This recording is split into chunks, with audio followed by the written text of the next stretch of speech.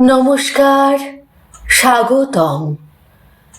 যে মহানায়িকা সারা জীবন আলো এড়িয়ে থেকেছেন, যার রহস্যময় ব্যক্তিত্ব আজও কিংবদন্তি, তিনি কি কাউকে মা বলে ডাকতে দিয়েছিলেন?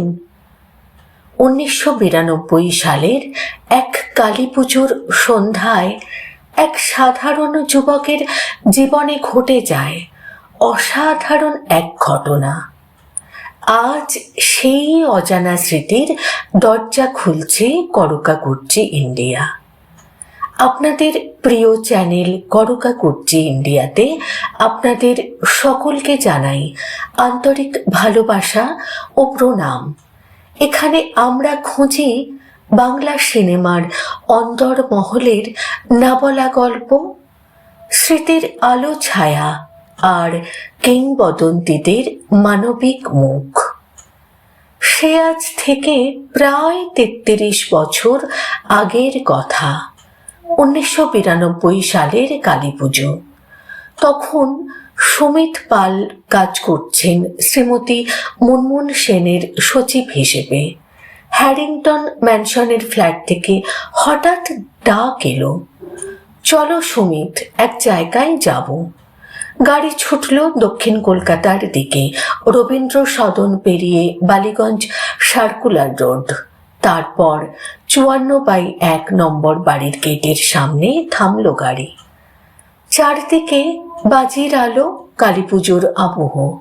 বিশাল পুরনো দোতলা বাড়ি, বাগানে ছোট্ট রাইমা আর রিয়া তুবড়ি পোড়াচ্ছে, আর দোতলার বারান্দায় লাল পাড় সাদা শাড়ি, ব্যাকব্রাশ করা চুল, এক অপূর্ব ব্যক্তিত্বময়ী নারী দাঁড়িয়ে। তিনি আর কেউ নন, সুচিত্রা সেন। মুনমুন সেন একটু জোরে বললেন, মা, যে ছেলেটি আমার সঙ্গে কাজ করে, আজ ওকে তোমার সঙ্গে আলাপ করাতে নিয়ে এলাম। একটি মৃদু হাসি দিলেন। সেই প্রথম সামনাসামনি দেখা বাংলা চলচ্চিত্রের চিরকালীন দেবীর সঙ্গে। প্রণাম করতে গেলে সুচিত্রা সেন মাথায় হাত রেখে আশীর্বাদ করলেন, বললেন, তোমার বাড়ির কথা জানি, তোমার মা কেমন আছেন এখন? একজন মহানায়িকা, যিনি সবার নাগালের বাইরে। তিনি খোঁজ রাখছেন এক সাধারণ ছেলের মায়ের অসুস্থতার। সুমিত স্তব্ধ, কণ্ঠ কাঁপছে। তিনি মীরাদিকে বললেন, ওদের বাড়ির জন্য এক প্যাকেট মিষ্টি দাও। এই ছিল সুচিত্রা সেনের আসল রূপ, অন্তর্মুখী অথচ গভীরভাবে মানবিক। এরপর ধীরে ধীরে সম্পর্ক গড়ে উঠল আত্মীয়তার মতো। মহানায়িকার অনুমতি নিয়ে সুমিত তাকে ডাকতে শুরু করলেন মা। প্রতি বছর কালী পুজোর পরদিন নিমন্ত্রণ থাকতো তাঁদের। একজন কিংবদন্তি, একজন মা, একটি পরিবার। পর্দার সুচিত্রা ছিলেন দেবী, ঘরের সুচিত্রা ছিলেন নিখাত স্নেহময়ী।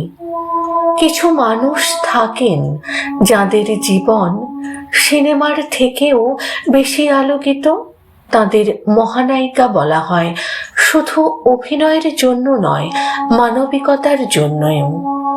সুচিত্রা সেন আজও রহস্য, আজও আবেগ, আজও শ্রদ্ধা। আপনাদের কেমন লাগলো এই অজানা স্মৃতি? কমেন্টে লিখে জানান আপনার কাছে সুচিত্রা সেন মানে কি। ভিডিওটি ভালো লাগলে লাইক করবেন, অবশ্যই শেয়ার করবেন, আর অবশ্যই সাবস্ক্রাইব করতে ভুলবেন না করকা কুর্চি ইন্ডিয়া চ্যানেলটিকে। বাংলা চলচ্চিত্রের এমন আরও অজানা গল্প শোনার জন্য পরবর্তী পর্বে থাকছে এই সম্পর্ক কিভাবে আরও গভীর হলো, মহানায়িকার ব্যক্তিগত জীবনের আরও কিছু অপ্রকাশিত মুহূর্ত। ততক্ষণ পর্যন্ত ভালো থাকুন, সুস্থ থাকুন, বাংলা সিনেমাকে ভালোবাসুন। আমি কুর্চি বিদায় নিচ্ছি। আবার দেখা হবে করকা কুর্চি ইন্ডিয়াতে, এইখানেই।